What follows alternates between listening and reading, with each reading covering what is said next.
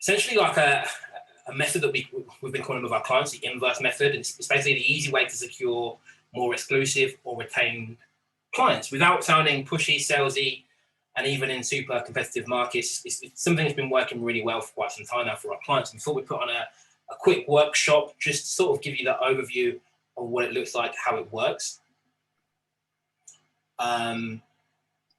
So yeah, look, let's dive right in. Let me just share my screen.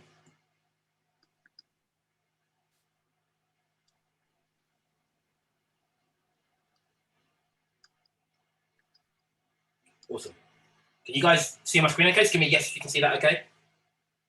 I can see it. All coming through? Perfect. Awesome. Yeah. Good stuff. We're good to go. Good to go. Awesome. So yeah, welcome to this session.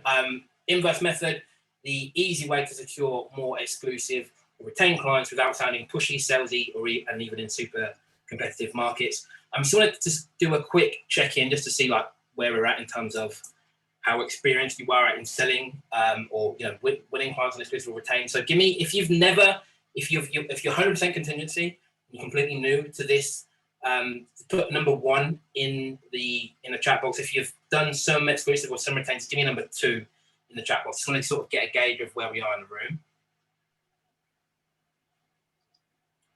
Perfect. 2, 2, 2, a couple of ones. Okay, just give me a 1 if you complete, never done it before. 2 if you have done it before, you just want to know how to do it more. Perfect. Okay, so probably about an even mix. Yeah, probably slightly, maybe just a little bit more people with some experience. Excuse me. Awesome. Okay, perfect. So yeah, just very quickly, like why have we decided to put on this workshop? I think like we've just said, like it's something that's been working really well for our clients. I think the way the market is at the moment, and we'll talk in a bit more detail about that. I think it's a perfect time to execute this properly. Again, if you followed me in Terry for even a short while, like we're really big fans of the exclusive and retain model over contingency. And that's not to say that contingency doesn't work.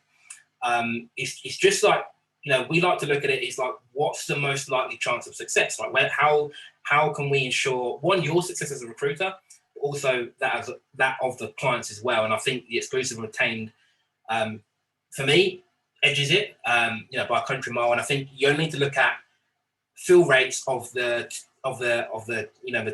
2 models, as in like contingency fill rates versus exclusive and retained fill rates, to see. Again, we speak to recruiters every day of the week. So I think Terry's probably spoke to, had in-depth conversations with about 6 today. We do that 5 days a week, have them for the last 10 years, right? So we speak to a lot, ask about the business, find out what's going on, the real numbers within inside their business. So we see on contingency, you're looking at like average fill rates of around 30%. Again, yours might be higher. If it is, great, but average, yours might be lower as well, which again is not a problem. But average, we're seeing about 30% fill rate, which means 70% of the time, when you're working a job order, you're not going to fill it, right? So 70% of the time you're working, not getting paid. 70% of the time, you're making a promise to a client that you're going to deliver them the best candidates, and you're failing, right? So that's one side versus exclusive and retained, where our clients' average fill rate is about 85% upwards, right? So even if your fill rate on contingency is higher than 30% or lower, it doesn't really matter. Like I've never seen anyone on contingency with higher than 85% fill rates, right? So it's just, it's the most likely chance of success. I think from both sides, from a service point of view, in order to get the best results for your client, commitment is critical to results. Commitment from you as the recruiter, but also, you're the experts. You know how, the best way to find the best candidates, the best way to onboard these candidates, the best way to interview, recruit these candidates. If the client's going to get the best results, they need to follow your process, the process that that works. And the only way we can do that is if we get the client to commit and buy into your process, right? And sometimes with contingency, because it's so low risk for the client, it doesn't get them to buy in, right? So I'm checking, does that make sense? Give me a yes or no in the chat box. And on top of that, wanting to get paid for the value you deliver. And I think as well, like the main thing is like what we're seeing at the moment, clients already want your exclusive or retained service. They already want it. It's just about us finding a better way to put it across to the clients. Give me a yes in the chat box if that makes sense. No, if it doesn't. No, I just want to make sure it's hitting home. And Terry, anything you'd add to that? Yeah, as you said at the top of the call, Drew, the market right now is buoyant. So you can go all over Facebook and LinkedIn, and recruiters talk about how busy they are. What's interesting, though, as Drew said, I talk to recruitment and search business owners every day of the week. And even for those contingent recruiters who are saying it's buoyant, what they're saying is they've got more roles on. The actual income they're generating isn't that much more, but they're working a lot harder. And that's a problem with contingents, because most of the roles that you work on, you won't actually fill.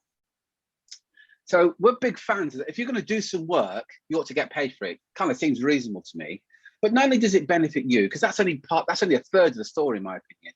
It also benefits the client as well. When the client is got you on an exclusive with cancellation or retained, it's beneficial for the client, and it's also beneficial for the candidate. You ask any candidate, do they enjoy getting hit up by half a dozen recruiters all about the same role? The answer is always no. So it's win-win for everybody, and it's one of the reasons we're really keen. We've been doing this for a long time. I'm a former recruiter myself, and I know what it's like. And I understand what's happened in terms of why contingency is so popular, and you're probably aware of it. The market's right now is buoyant. You've got lots more competitors entering the market. So to enter the market, there's no cost, there's no risk. You just need a telephone and the computer, and you can call yourself a recruiter. You can be working from the kitchen table. You can be calling hiring managers saying, look, you don't know me, I don't know you. You've got any job orders. You've got nothing to lose by giving them the job order. And they're entry-level recruiters that come into the market that are taking your business. From the hiring point of view, they're kind of thinking, well, what have I got to lose? I just give you the job order along with the 10 other guys I've given it to as well. But it really is lose-lose all around. And we're really keen.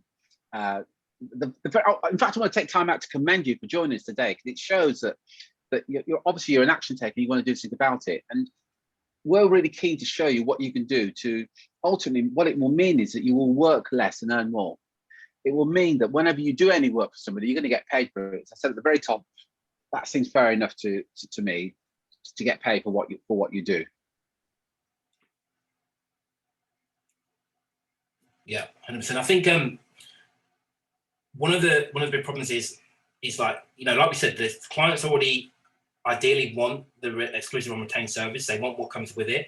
They just don't know. They just don't know what it entails, right? So we, as recruiters, can sometimes assume that when we say exclusive, when we say contingency, when we say retained, the client automatically understands what that means, and not just what it means from a service point of view, but what the benefits are to them, right? What we're finding is they don't really get it. Even hiring managers that have been around for a long time and used all the individual models, they don't really know what goes on the desk of a recruiter. So they don't really get the differences. So sometimes we can go into a sales meeting, talk about exclusivity, talk about retained, and the client just sees it as, hang on a minute, I've got 4 of your competitors saying that they're going to do it for free without me having to commit. Why would I commit to you for what they view as the same service, right? So it's about helping them understand what it entails. And we've also found as well that some recruiters don't really know the difference from a service standpoint and the impact that it's having on the client and the impact it's having on them, right? So if the client doesn't know, one problem, if the recruiter also doesn't know or is unsure, or knows but isn't able to communicate that to the client, really what the client sees or what we're getting is a block. Why would I? There's more and more recruiters entering the market. More and more of them willing to work for free, effectively on contingency model. Like you, again, those of you that put ones, that you're in that bracket, right? One of the ways that you can get your foot in the door is by saying to a prospect, saying to a potential client, look, you don't really have to trust us. You don't really have to trust me. Let me go and work for free. And then when I deliver the results, then you pay, right? And that used to work really, really well when it was a unique proposition. So me and Terry were speaking about this the other day. When Terry first got into recruitment, his first ever job, was retained, right? He didn't even know that contingency existed, right? It was just, here's how we do it, here's retained. So he lives his life doing retained, and then all of a sudden, out of the blue, I think it was his first experience with contingency was one firm came in, and it was unique in the market that Terry was in. They were like, look, we'll do it on contingency. So Terry's now competing where he's trying to get a fee up front. This recruiter says, well, we'll do it for free. And is the only recruiter saying that. So at the start of contingency, like at least from our experience, it was exclusive by default. It was a unique proposition. Again, as it's sort of grown in different markets, it's no longer unique, right? So what happens with contingency is often, as Terry mentioned, it's not just you working it, you're competing with 3, 4, 5 at the moment, sometimes 10. I spoke to a client just a minute ago on another call. He recently turned down a role, 30K fee, but there were 30 other recruiters working on it, right? So he knew that his chances of filling it was significantly reduced. So this is just to sort of hammer home the point. Like, we're not saying the contingency doesn't work. I'm not saying necessarily that exclusive is better or retains better. I think it's better in this market. I think it's better for now. So I want to check in. Does that make sense? Give me a yes or no in the chat box. And Terry, anything you want to add? Yeah, and that particular client that you're referring to, 31 other recruiters working on the same role. I mean, it just freaks me out, the thought that you've been competing with 31 other recruiters in what this organization have got. They've got the portal. I'm sure you're familiar with it. It's a portal where they'll post a job there and they say, hey, guys, if you know anybody, send them to me. No contact with the hiring manager at all. It's just, this is the way we do things here. We put it in the portal. If you're interested, great. Well, yes, I said, you're pushing water up a hill, quite frankly, trying to fill the role like that. Yeah, so Edward said the more people that work on an assignment, the lower probability of your success, right? So, we know this, and this is why it's becoming, I think, more and more important to go down the exclusive or retained route for that reason. So cool. Again, let me know. I've heard from a few of you. Let me know if it makes sense. Give me a yes or no in the chat box. Don't want to move on unless I know that it's clear and it's hitting home. Just give me a yes or no in the chat box so I know that. Yeah, and listen, if you've got any questions, far away, because if we're not, if it's not making sense, and I know we both talk very quick, and Drew speaks even quicker than, so at times if we're not making sense, just let us know. And if you don't understand Drew at any time, you just let me know and I'll translate for you and give it to you in correct grammar. Cool. So look, what we're going to go over today is how to get your prospects completely bought into the idea of partnering with you as one recruiter exclusively, simply by asking the right questions. We're going to look at how you can block your competition, increase your fill rates and job orders to 90+%. As long as we don't need to read 100. Who's that? Marcus. there's somebody that knows this. Marcus, you clearly know Drew and his handwriting. It's atrocious handwriting. Absolutely, yeah. Yeah, I'm going to be looking at exactly what to say during your next sales meeting to get the hiring manager to want to buy your services more than you want to sell, right? So as I said before, this has been working really well for our clients just by asking the right questions. We're seeing seasoned pro retained recruiters who were getting, losing pitches to contingency recruiters all the time. But suddenly they're now securing retained deals left, right, and center because they're able to communicate properly.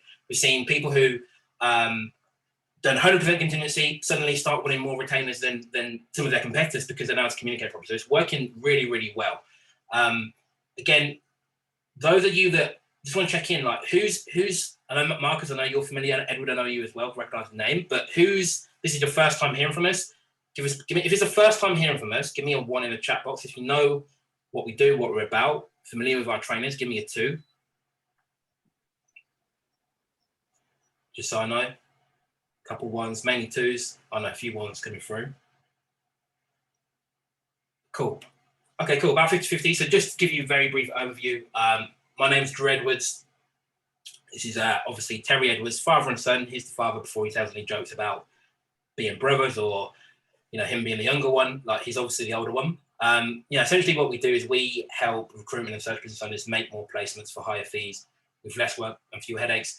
By helping them with 3 main things. Like, 1, we help them get more conversations with interested hiring managers, so more appointments with interested hiring managers. 2, once you get the appointment, we help them convert them into sales for the right fee and on the right terms. And then 3, help them build the processes and systems in their business to make those 2 things easier, so it's not sucking time and energy away from you as a business owner. Just very quickly to give you a quick 2-minute clip of some of our client results, just to stack the evidence on that. Oh no. What I would say to anybody is, listen, if you're prepared to put in the hard work, change some of the habits that you have, pick up the phone to you guys.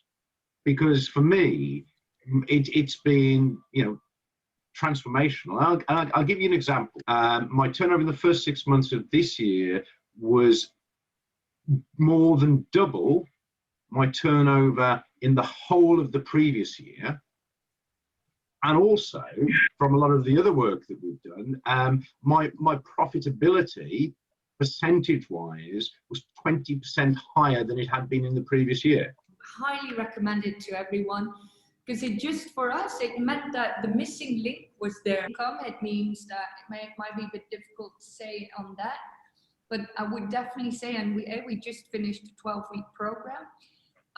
It definitely meant 10 to 20% boost already.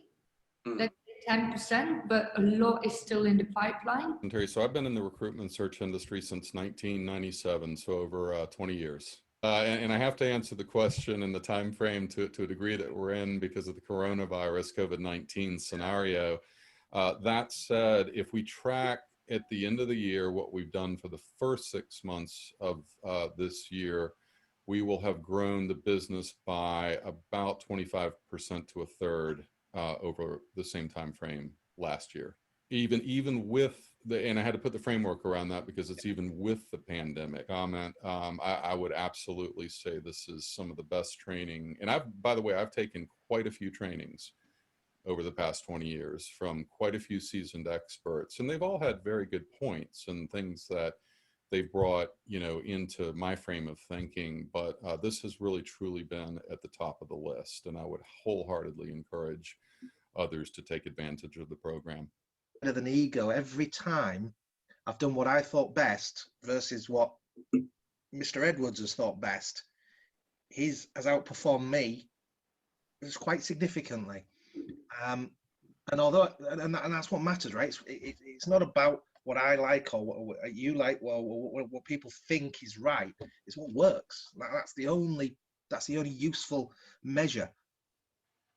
Cool. So let's jump into it. So, one thing that we talk about a lot with our clients is ego and how it gets in the way. So I want to address that first of all before we sort of dive into further training, right? So, obviously in any walk of life, right, if you're not getting the results you want in any walk of life, there's obviously something that you don't know, or something that you know but you're not doing, or something that you're doing but not doing properly, right? So the current version of you will only get you this far. So I say that to you just to say, we may say some things that are outside of your comfort zone, outside of what you think are the realms of possibility, outside of your current way of doing things. It's just to say to have an open mind when we do that, because if you don't have an open mind, you're not going to try these things. If you don't try them, you're obviously not going to get the results, right? So I'm going to sort of check in first of all. Does that make sense? Give me a yes or no in the chat box. And Terry, anything you want to add to that? I can't emphasize it enough. A big warning sign for us is when we talk to somebody and they go, yeah, I already know that. The reason it's a warning sign is that it's not the knowing. See, most people know that you should drink 2 liters of water a day. Most people know you should eat 5 portions of fruit a day. The fact is the rate of obesity is growing both in the UK and in Australia, despite everybody knowing that. It's not the knowing, it's the actual doing. So I want to be clear about this might not be for you if you believe this or anything else for that matter is not going to work without you putting the effort in. I've got some really bad news for you. To be successful is not easy. You're going to have to put the effort in. You're going to have to roll your sleeves up. If you're not serious and committed about attracting better clients and getting paid for the work you do, then I'm going to say this isn't for you. If you're not committed to giving clients the best possible service, this isn't for you. If you're timid, faint-hearted, and unwilling to ruffle a few feathers or to go against the industry norms, this isn't for you. If you're sitting there and going, yeah, but every other recruiter works on contingency and competes on price, and that's the industry norm, this really isn't for you. Our sole aim here is to help you and to serve you. So this training's going to last for about 60 minutes. I want to let you know there's no sales pitch. We've got nothing here whatsoever to sell to. So please put your credit cards away. If you've got any questions, please feel free to ask. Anything at all, just fire away. Let me hand back over to you, Drew. Let's get going, because I'm really looking forward to this. Cool. So firstly, I want to get clear on the definition of selling, right? So this isn't my view, this isn't opinion, it's the definition of selling, right? To sell is to give or hand over something in exchange for money, right? There needs to be an exchange there. It's not about you giving your service and not getting anything in return. There needs to be an exchange there. Or it means to persuade someone of the merits of, right? So again, like we said before, one of the problems with contingency, it doesn't involve any selling, right? There's no exchange. You're saying, look, I'll give you my services. There's no risk to you. There's zero exchange there, zero. There's no having to convince them, because what's there to lose? You know, I let you work on this. Either whether you're really good or really bad doesn't really matter. It doesn't really to lose, right? So contingency isn't really selling, right? But if you want to level up, one, our service, but two, you know, obviously the results for clients, but two, our income as well. We need to transition from contingency to selling, which means we need to sort of, you know, what we call lock them into either an exclusive, which means, you know, I'm going to be the only recruiter working on this, or retained, which means I'm going to be the only recruiter working on this, and then you're going to pay up front for the privilege, right? So first of all, Terry, anything you'd add to that? No, I'll just quickly share a story, in as much as I used to work when I first entered this world of coaching and coaching recruiters. I remember, say his first name was Bob, and we had several meetings set up, and he would cancel them, saying, "Oh, Terry, I've got to go. Something's come up with a client." And he cancelled 3 meetings on the trot, and we eventually got talking, and I was asking some questions about the business and what was going on. It then transpired that he was a contingent recruiter, and he hadn't made any placements. He'd been in business for about 6 months. I said, "But you said you were going off to see clients." He said, "Well, they are clients. They're clients that are talking to me." And I said, "Look, I've got some news for you. Unless somebody, a hiring manager's paid an invoice, they're not a client. They're simply a prospect." And we're going to cover this in more detail. And not all clients or prospects are created equal. And when you're working on the exclusive cancellation, or you're working on a retained basis, that's a client. There's some sort of commitment there. When a hiring manager gives you and half a dozen other of your competitors that same job order, that is not a client. There's no commitment on their part whatsoever. And I think it's really important that you get crystal clear about what a client is. Cool. So like the main difference between the two, like contingency says, like, you know, if we do X, Y, Z, if we it's not even if we find the best candidates, because, you know, as you will know, the client can change their mind at any moment, right? But it's all ifs and maybes, right? For the client to be committed, there can be no ifs and maybes.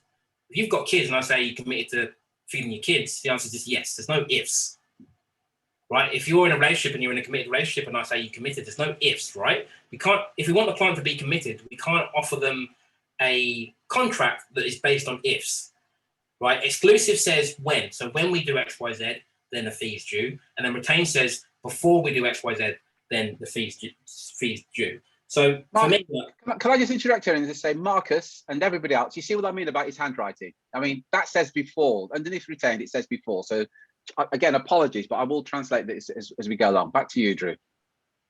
So the point is, right, we need to get the client to cross that line. If we don't get them to cross that line, it's difficult to give them results. So I sort of put retained and exclusive in the same bracket. For the reason I do that is because when we talk about exclusive, we say exclusive with cancellation, which means if the client changes their mind for any reason, they have to pay a fee, right? So if the client is still reasonable, yeah. If the client changes their mind for any reason, so we agree to work with a client. If you change your mind on this project, decide not to hire, you hire from any other source, then there's still a fee due, right? Which means, again, once we get across that line, we've guaranteed your revenue.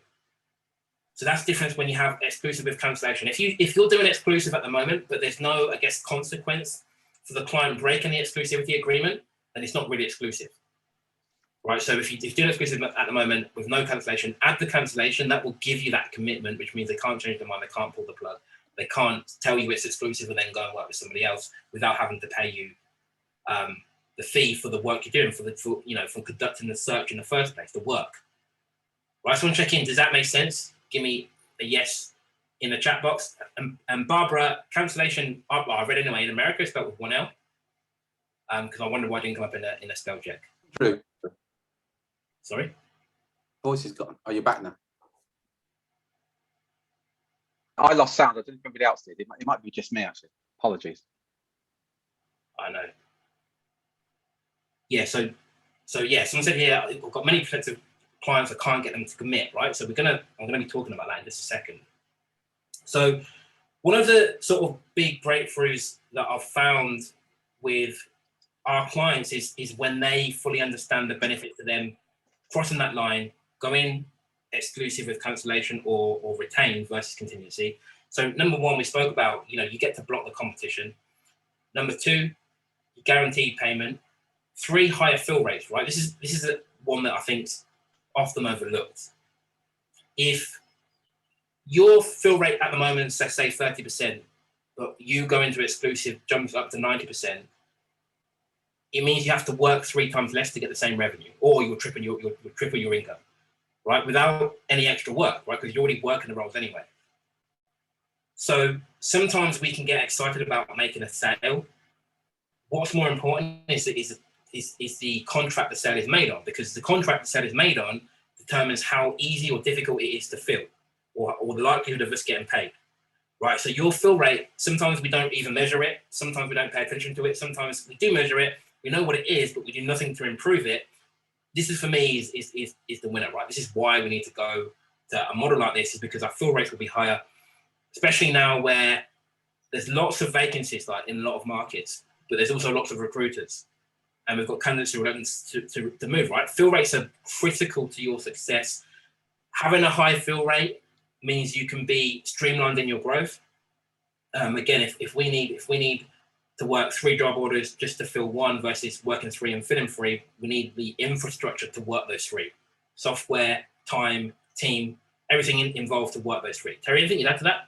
Not at this stage, Drew, no. Well. 4, less work. Right? There's higher fill rates mean less work. We don't have to work, I said, we don't have to work 3 jobs just to fill 1. We can now just work the 1 to fill it.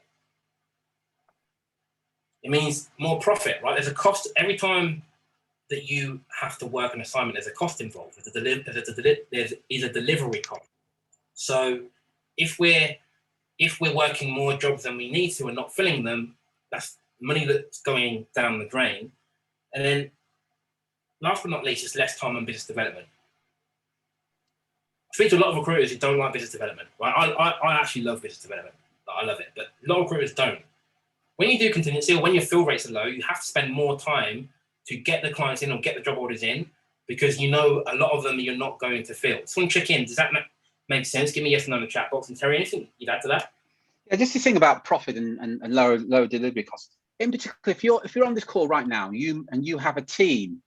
So you've got a team of consultants all working on contingent. What it means is, and let's say your fill rate is 50%, which is high, by the way. We've talked to some contingent recruiters and their fill rate's 10%. So let's say it's 50%, which is very hard for a contingent recruiter. What it means is 50% of the time they're working, they're not going to deliver on those assignments, but you've still got to pay them. And think about it. If I say to you, look, hey, why don't you come and work for us and we won't pay you 50% of the time? Now you'd question my sanity, and rightly so. And again, it just comes back to, you can put a stop to all this when you make that decision. And Edward's just taken the words out of my mouth. I was going to come to the next thing, which is time.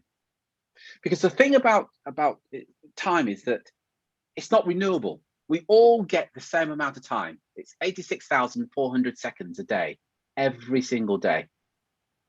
And what you lose, you can't get back. It's gone forever. So when you're spending that 50% of your day working on assignments that you'll never ever get paid for, you're wasting resources that you can't replace. And as Drew said, when you get this right, you'll spend less time on business development and more time on delivering on assignments for your clients. And these are true clients because they've committed to you. So the reason I wanted to go over this is, those of you may all be doing retained or exclusive, what we found with our clients, that when they fully get the impact it makes to them, they're able to communicate there. But even better than that is when they get the impact it makes to their clients, right? Because some people just don't really think about it, right? And this is part of the problem, like we even if we get clear on why it's good for us as a recruiter, we don't get clear on why it's good for the client, right? And if we don't know why it's good for the client, we can't communicate that, and we need to be able to, do it authentically and with passion. Like the way you communicate, way you communicate ideas has an impact on how it's received, right? Obviously. So if we don't have full belief in that, exclusive or retained is the best route for the client, if we don't believe that, then it's hard to get that across to the client. So I fully believe that if, again, this is a big if, because some clients don't want the best candidate, right? But if they do want the best candidate in the market, not the best way, but like the only way really, the only way to, or the way that I guess gives you the best chance of that happening is to work exclusively with a recruiter, whether that's exclusive or retained, because you can't, from what I see looking in recruiters' business, when you go contingency, you can't deliver the same level of service, right? So we need to get that across. So I want you to think about your clients for a second. Think about what they think of recruiters. Most of them don't want to deal with multiple recruiters anyway. Like most people, I love recruiters personally. They'd rather, if they can get the same results talking to just one, they'd much rather do that, right? That's one big benefit. Secondly, when they go down the exclusive or retained route, they get a priority service. As I said before, you have to work more job orders to fill one on contingency. And again, they don't understand that. They don't know what fill rates are. We need to get that across. So when they go exclusive, you give that role more priority, right? If I'm working on one role exclusive or retained, I don't have to go and find 3 more just to make some revenue. Then I can give more time and attention to that role. Right, again, you've probably, especially those who are doing contingency still, you've probably been there where you've got job orders on and then an easier to fill one comes along. So you drop the rest, or you put them on the back burner and you give the one that's easier to fill a priority, right? On exclusivity, that doesn't happen because you know that you've bought the time, the environment to fill the role. So when checking, does that make sense? Give me yes and no in the chat box. And Terry, anything you want to add?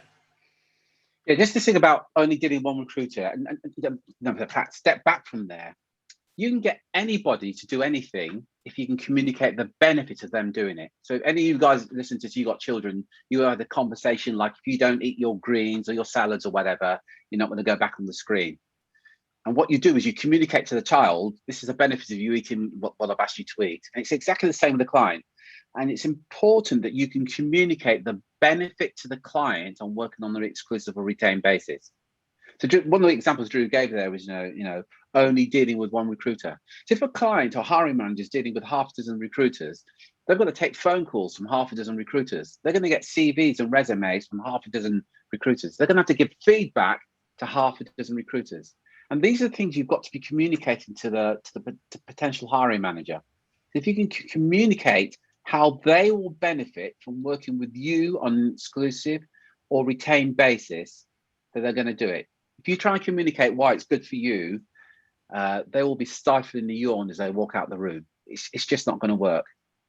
So it's really important you get a head around this. And this is what you need to be communicating to your potential clients, the benefit to them in doing this. Yeah, the other thing is, I think one of the main ones is, and again, I said, assuming that they want to hire the best person available.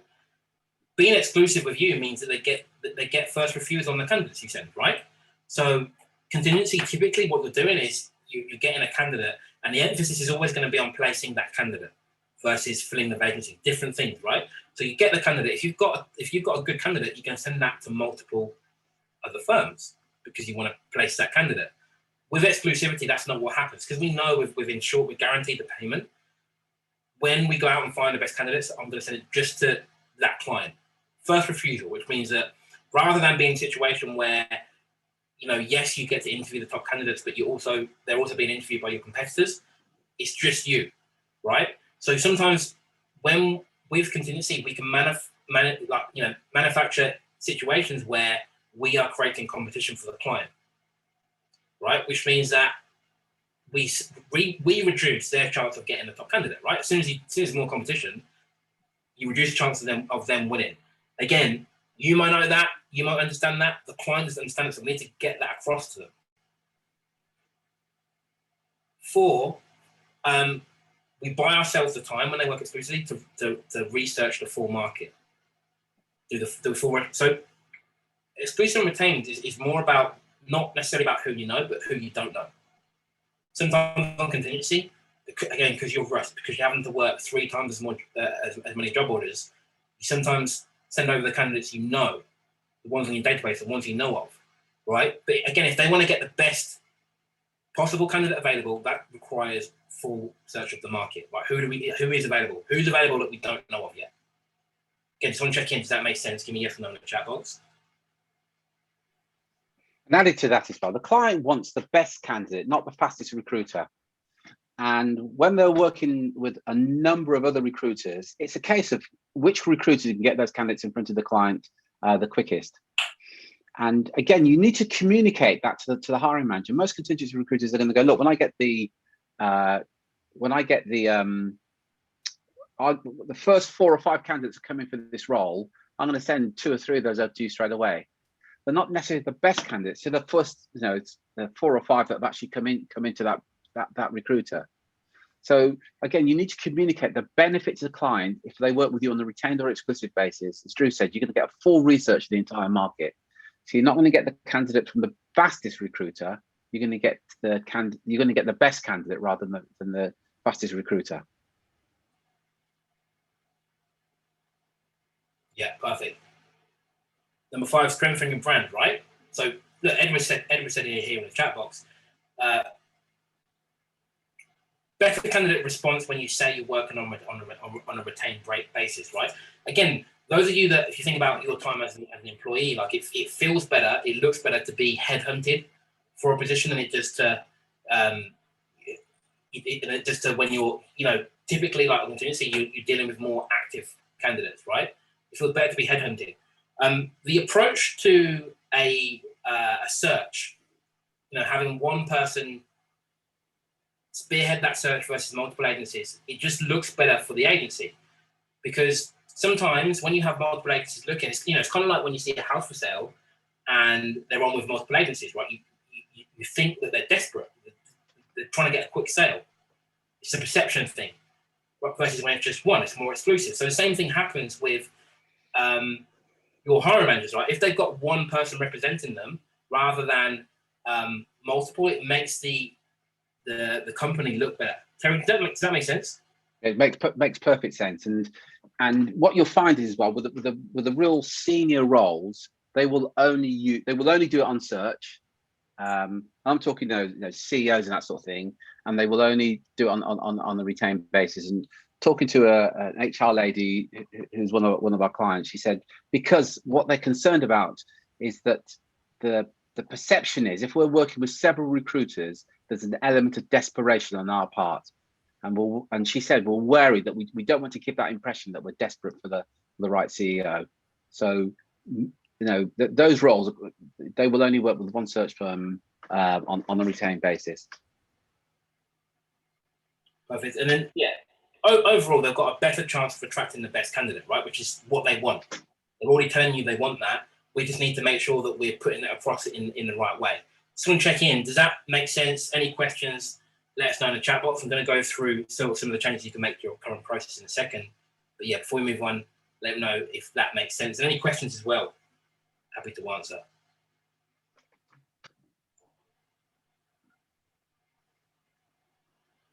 Awesome. Perfect. So yeah, let's look at what we call the inverse method, where effectively what we do, rather than pushing the idea, or you hear people say selling retainers, we doing what we like to call, we inverse it, we reverse it, we get the client to buy just by asking the right questions. So I think there's a few things that you need to change in your current, or possibly need to change in your current approach, right? One is on your business development front. I won't spend too long on this because I want this workshop to be more about sales and business development than marketing. But effectively what we want to go for is we want to go for the future buyers versus the now buyers. So sometimes when you're marketing recruitment as a service, you look for people who have a need, like an immediate need, right? So where are the open vacancies? Who's hiring? Who's a now buyer? Who's someone who's hiring now? When you do that, don't get me wrong, definitely works. I'm not saying it doesn't work, but you're more likely to. It's more difficult to get them to agree to exclusive or retain at that point because they've already started the process. They've maybe been approached by multiple other recruiters. They've maybe already engaged multiple other recruiters. How can we get a retainer when they've already started the process, right? So we need to make sure, rather than going for now buyers, we go for future buyers. So we're not looking for the people who have vacancies now. We're looking for the people who are hiring 3, 6, 9 months, right? Which is The good news is it's more of your market, right? Again, these numbers are just arbitrary numbers, but at any given point, you've maybe got 5% of your market who are hiring right now. The rest not hiring, future buyers, right? So it suddenly expands, it makes marketing easier. Suddenly, rather than going for people who have a need, have a vacancy, we're just looking to establish relationships, start conversations with people in our market, knowing that they're not hiring, right? We're not gonna call them and say, got any jobs? That's not the approach. We're just trying to find out, if we can, what their future plans are, and if we can establish a relationship. Because effectively, what we want to be the first person they call when that need arises, and it will arise, right? So two things. Someone checking that if that makes sense. Give me a yes in the chat box if you follow. When you want to go for the future buyers versus the now buyers. And Terry, anything you want to add? Yeah, and typically, especially the rookie buyer, the rookie recruiter, that's what they do. They will go through job boards, they will go to websites, and they're looking for the hiring manager that's hiring right now. And the thinking, and sadly, in some cases, the training is that's who you need to be speaking to.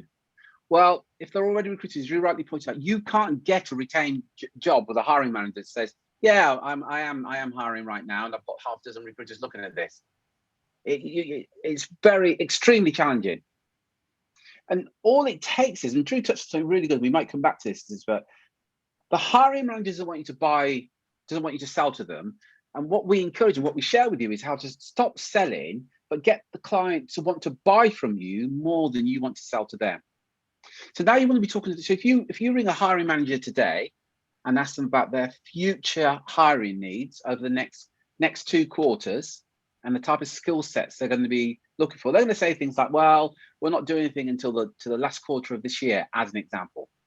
Now, what the rookie recruiter will say is, oh, I'll call you back at the last quarter of this year. What the experienced recruiter do is ask a series of questions and actually get an appointment to talk to them sometime in the future. So then your marketing is aimed at always talking to future buyers. So our clients right now, they've got appointments booked in for next month and the month after with hiring managers who they know will be pulling the trigger and engage in the search firm. Because most recruiters and search guys that we speak to are great communicators, and they can just get that opportunity to be speaking to hiring managers who are in the process of, who are thinking about engaging the recruiter. They're in with a shout. But that's where the problem is. Most recruiters are talking to the now buyers who, you're too late. You've missed it. You should be talking to those now buyers last month or the month before, not when they're actually doing it. And that's why this method, I'll go through job boards and go onto LinkedIn and see who's hiring and then call them. That's what the rookie recruiter will do to get business. And as Drew rightly pointed out, and I would agree 100%, it does work, and you can get business like that. It's hard work. But what we're saying is, do you know what? There's an actually easier way, and honestly, a more enjoyable way of doing this. So you're talking to hiring managers that are going to be engaging you in the future, rather than all fighting for the scraps with all those other recruiters, as many people do. So that's always. Sorry, go on. I was going to finish. Always be looking for the future buyers. I was going to say, that's the first thing you need to sort of invert if you're doing that, right? We're not going for, we need to look at your business development, not go for now buyers. So, job boards, NPCs, marketing candidates, these are things that go to people who are looking now. We want future buyers, right? So it's just a slight change in process. The other thing is we need what we call a filtration system, right? So what that means is, quick story just to give you an example. So we're speaking to one of my mentors probably about 2 years ago now, and he was talking about how Starbucks have they close or they sell to, I think it was 97% of people who enter their sales process, right? And it's sort of a quick question, why do you think it is? And it's very simply because they only get buyers into their sales process. They only get buyers, people who are going to buy. They structure their stores to, when people go in and enter the sales process, they're already buyers, right? And we want to do a similar thing with your recruitment business, right? We want to create an environment where you're most likely to win. Like I said before, there's already clients who want an exclusive or retained service. Like, we don't need to sell them on the idea. They don't perhaps know that it's called exclusive retained, but they already want the best candidate. They want that, right? We don't have to convince them of that. We don't have to sell a retainer. They already want the best candidate. We just need to match our service with what they want, right? It's simple. We're not selling, we're just talking about what we do, then asking them questions to demonstrate our service actually matches perfectly with what you already want. You don't want to go in telling them what they want or telling them what they need. We just say, look, do you think this would, do you think this would work for you? So, what we want is a hiring manager who's already preconditioned or already pre-sold on the idea of wanting the best candidate, right? So, we don't want the hiring managers, and there are some out there who just want bums on seat. We don't want the ones who want the lowest fee or, don't really care about the quality of service they get or the quality of candidate they attract. But we don't want those. We want the people who already want the best service. They already want the best candidate. And then we're just going to create an environment that gives them the best candidate and filter out, the ones who don't want that. So what we've been doing with our clients is we've been doing this with a process that we call filtration. We do that with, effectively a triage call. So at the moment, like what your sales process looks like, or your business development process is, that you do marketing. So marketing is, email, anything you do to get people into your sales process. Your sales process is going to be, for most of us here, is going to be like a meeting, right? Normally on Zoom these days, but face-to-face meeting, Zoom meeting, whatever, phone call. That's how we sell. Have a meeting with someone in the market. That's our sales process. So marketing's job is to get people in your sales process. Just want to check in. Does that make sense? First of all, give me a yes or no in the chat box. That's the only job of marketing, to get people into our sales process. So regardless of what you're doing on LinkedIn, what you're doing with email, what you're doing with automations, like if it's not doing its job is to get people into your calendar, right? That's the only job of marketing, right? Just assume that we're doing that. What typically what we do when we want to do our marketing, we want to get as many sales meetings as possible. That's sort of the philosophy. If I could have more sales meetings, if I could speak to more hiring managers in my market, I'd make more sales. That's partly true, but there's no point speaking to people if they don't want the service that you want to offer, right? There's literally 0 point. We can't convince someone to want the best candidates. They have to already want it. And if they want it, then yes, let's have a sales conversation with them. So this is where filtration comes in. And we do this with literally a 15-minute phone call where we want to establish exactly what it is. So 15 minutes, exactly what it is that the hiring manager is looking for, and if our service is a match. If it's not a match, say, look, sorry, we couldn't be more help. We more help clients who, don't have to use exact language, but we have more help clients who want, the very top performers in the market. It sounds like you more just want bums on the seat, which is fine. It's your business or your department. Maybe I can even recommend someone to you, right? They're contingency clients. They're never going to go for exclusive or retained. But there's going to be some who tell you, look, we want the best people. We want the best candidate in the market. And then we know, back of your mind, okay, if you want the best people, the best way to do that is with an exclusive or retained service. But again, it's important that you believe that, because then when we're in a sales meeting, we can convince the client of that. Again, so I want to check in 2 things. Is that making sense? Give me a yes or no in the chat box. And Terry, anything you'd add? Yeah, I think the key thing is that not all clients are, or not all prospects, rather, I should say, are created equal. And you're not here to serve every single prospect that indicates they have some interest in you. So we gave the example earlier of Jeremy, who speaking to a client, and there was 31 other search firms working on the same assignment. Now, fortunately, Jeremy's a client of ours, and he said, no, we don't do that. We need to be speaking to the hiring managers involved in this, and we need to do this exclusive if you want the best candidate. So there will be clients out there. I'm sure you've met these sort of clients that say this is the way that we do things, and they literally want to treat you like the hired help. We'll pay you 15%, we'll pay you within 90 days, and all that nonsense. You don't have to work with them.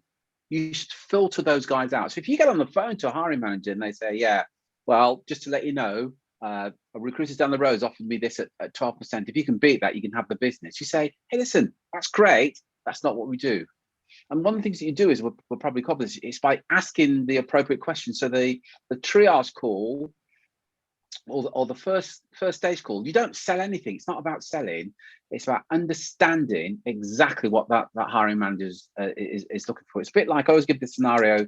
Imagine you go to the doctor and you've got a bit of a sore throat. So you walk into the doctor's surgery and the doctor doesn't even look up at you, and the doctor's writing some notes on a piece of paper.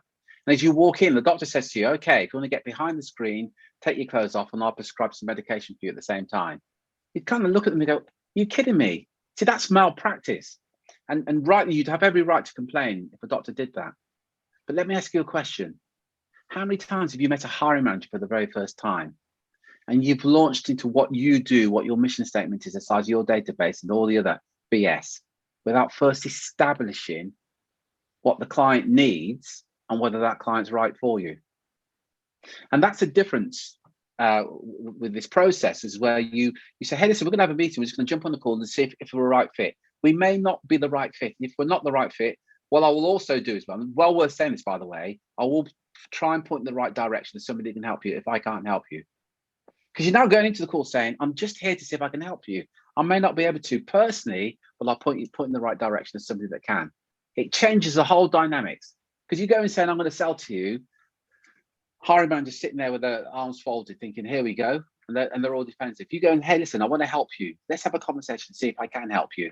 If I can point you in the direction to somebody that can help you. Let me just check with you if that makes sense in the change in terms of the dynamics. If you just change the language and don't sell, but just offer to see if you can help them. Just type a Y in the box if that's making sense what we're saying there. Excellent. Yeah, great. What we call it the inverse method, right? Because it's opposite to what most people do, right? We're not trying to force our services down. We actually just want to find people that already want what we offer, right? So in a triage call, again, we've got a script for this, and again, I can show you how to get this at the end. But we want to find out, do they have a need that you can and want to help with, right? Sometimes you don't want to work with a client for whatever reason. Sometimes you don't want to work on a vacancy. We need to be clear about that. But can we help? Yeah, great. Is filling the role critical to the business or department? Again, if it's not critical, what's the chances of them going and paying you up front? Probably a lot lower, right? Or going exclusive, right? It needs to be important to them. 3, do they want to hire the best candidate in the market, not just on the market? Again, Edward said here in the chat box, there's a 20 to 30% difference in productivity with the best candidate rather than the best available candidate, right? So do they want the best? Ambitious companies want the best.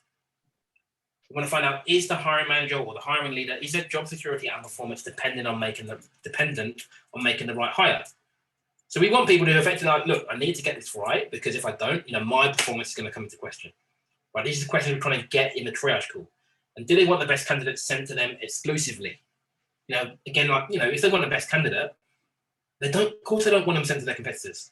Right? We want to get that out in the triage call.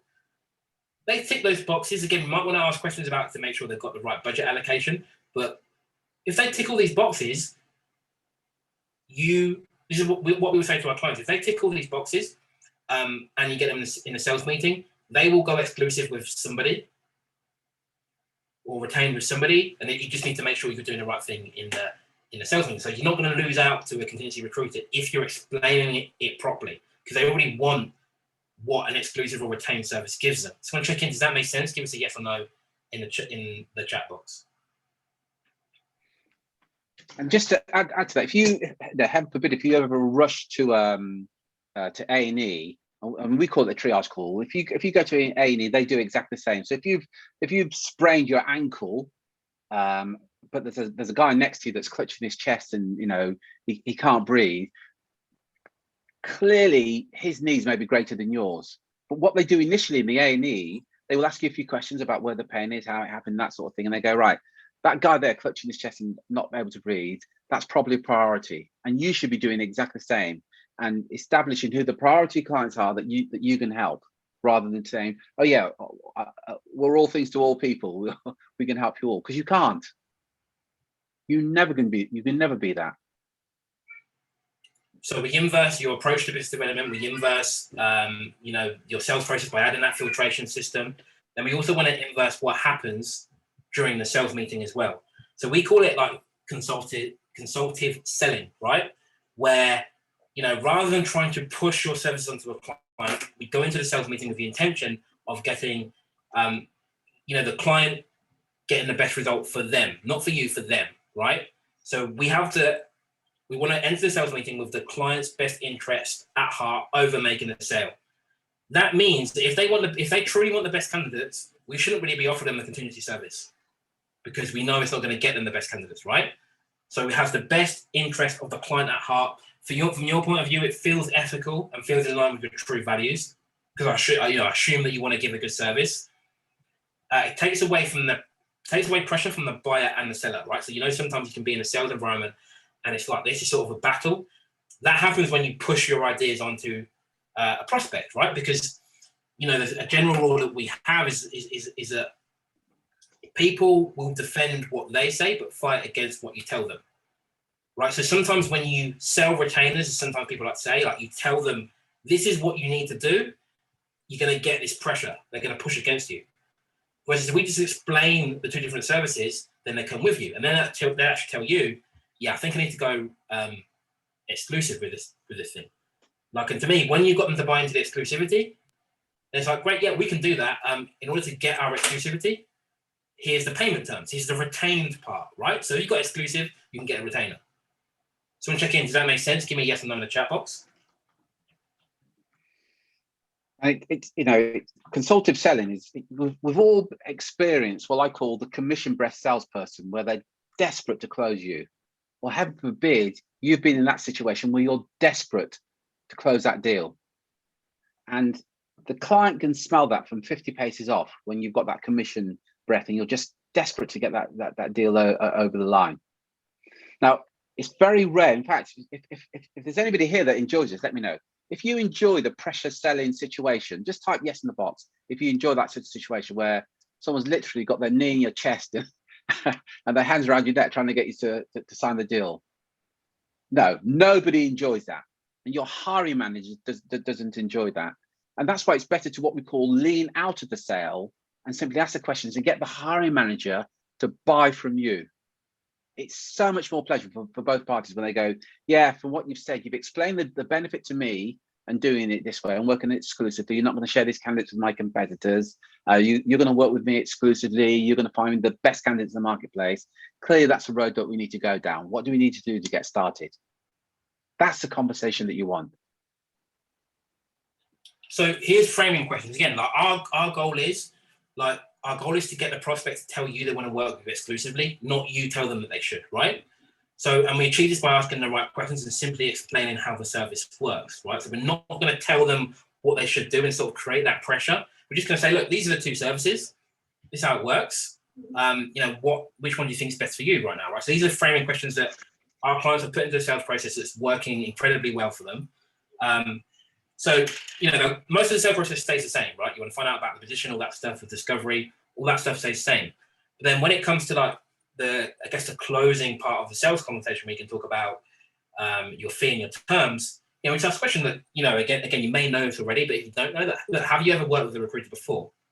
Then they can give you a yes or a no, right? Normally it's yes, sometimes it's no. Then we follow up with, okay, when you worked with them in the past, did they work with you exclusively, or did you have multiple recruiters working on the same role? And I'm going to give you an answer. We're trying to find out where their mind is at the moment. Sometimes people already want to go exclusive. They're already sold on the idea, right? What we found in the past, a lot of recruiters only win exclusive or retained when the client's already sold on the idea. They already understand. They already want to do it before the end of the sales call. They're missing out on the ones who would have been sold on the idea if we explained it properly, right? So this is who we're trying to capture, the ones that need it to be explained to them. So they'll say, let's say, for example, they'll say, oh, look, we work with multiple. So, effectively they worked on contingency. Okay, great. So out of those two options, which do you think is most likely to deliver the candidate you want for this particular role? Right? Out of those two options, which do you think is most likely to deliver the candidate you want of this particular role? They're going to give you an answer. If they say exclusive, or if they say exclusive, well, our work's done, right? Great, because that's how we like to work with hiring managers. We like to work on an exclusive basis, right? There's nothing you don't need to convince them of anything. Don't tell them anything. But 9 times out of 10, what they're going to say is, either I haven't thought about it, or we want to do it how we did it last time and do it on contingency. In which that's when effectively the selling starts, or what people would call selling, or what I would call the explaining starts. Because then we say, First of all, just want to check in. Does that make sense? Give me a yes or no in the chat box. And just to add to that, people think that to be successful in this job, it is about selling. Look, here's the thing, selling is not telling. So most people think that's what it is. To get the client to buy, it's about asking them what it is they want. And even better, if you can get them to verbalize exactly what it is they want, and you can go, yeah, we can do that for you. There's none of this hard sell. Just want to check, does that make sense? Give me a yes or no in the chat box. Any questions as well, post them, right? So, perfect. So we asked this question, they're going to tell us, let's say they said, you know, I haven't thought about it or want to do it on the same way I did it last time, work with multiple recruiters. Then we interject to say, look, would you mind if I provided some insight on that? You know, I said right at the start of this meeting that my aim was to get the best results for you. Can I give you some insight on perhaps your approach? They're going to say, yeah, fine, right? And then we're sort of saying, you know, again, we can say, so our clients say, look, I don't mind whether you go exclusive with me or somebody else, but can I just explain the differences between the two services just to make sure you make the right decision for you? And then we go back and talk about the things we spoke about earlier in terms of how it affects the client. So look, Mr. and Mrs. Client, you said that you wanted the best candidate on the market. Is that still the case? Yeah, it is. Okay, well, look, with the difference between working with multiple recruiters or working on exclusive with a recruiter, these are the two differences, and we just explain it. Not trying to sell it to them, we just explain the differences. These are differences that are going on in the industry right now. You know it, they don't quite understand it. Get them check in, does that make sense? They say, yeah, that makes sense. Okay, so, you know, based on which of those two options you think is most likely to deliver the best candidate for this particular role. Again, if we've explained it properly, they're going to say exclusive. Great, that's how we like to work. So want to check in, does that make sense? Give me a yes or no in the chat box. Perfect. So once we've got them bought into the exclusivity, again, like I said right at the beginning, the only difference between exclusive and retained is the payment terms. You know, exclusive says when we do this, retained says before we do this. So now we've got them bought into the exclusivity, then we can discuss payment terms. So sometimes people try and sell retainers, right? And I like to look at retainers as, you know, if they're payment terms, it's like a mortgage, it's like the mortgage agreement, right? Imagine you going to view your dream home or speaking to a estate agent or realtor about your dream home, and rather than them telling you about how many rooms it has, the location, how close it is to schools, you know, all the stuff that you buy a home for, they just straight away go like, here, you know, here are the payment terms. Here's a mortgage, right? You're not interested in that. Like, it's important. Yes, you care about it, but you're not really buying that. You're buying the home, right? That's the same as when we try and sell retainers. So what we want to get them to buy is working with one recruiter exclusively.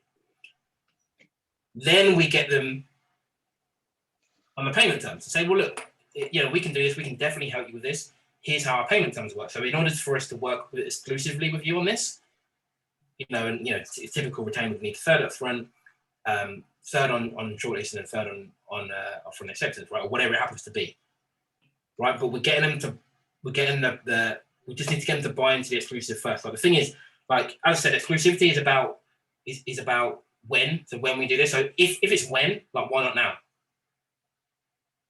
You know, if they're going to work for you exclusively and you've got a cancellation, like, why not pay up front? There's no real objection there. We can eliminate that. So when check in, does that make sense? Give me a yes or no in the chat box. So we get them to buy into the exclusivity, and then we talk about the retained part. Terry, anything you want to add? Yeah, I just want to endorse what you said there. The actual retainer is just the payment terms. What you want them to buy from you is the fact that it is exclusive, and then you just have a conversation about the payment terms.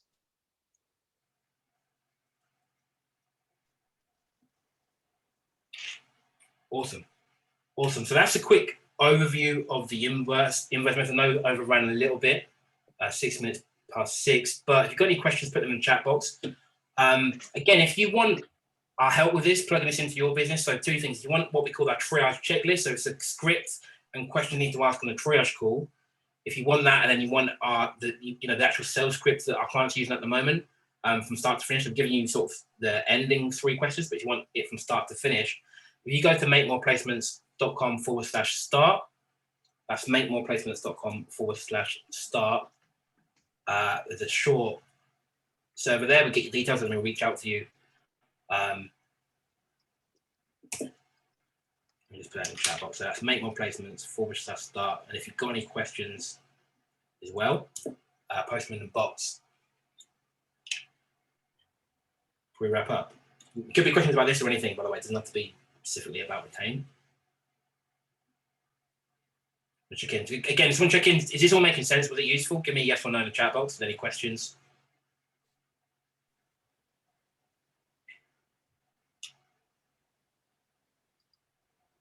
Perfect.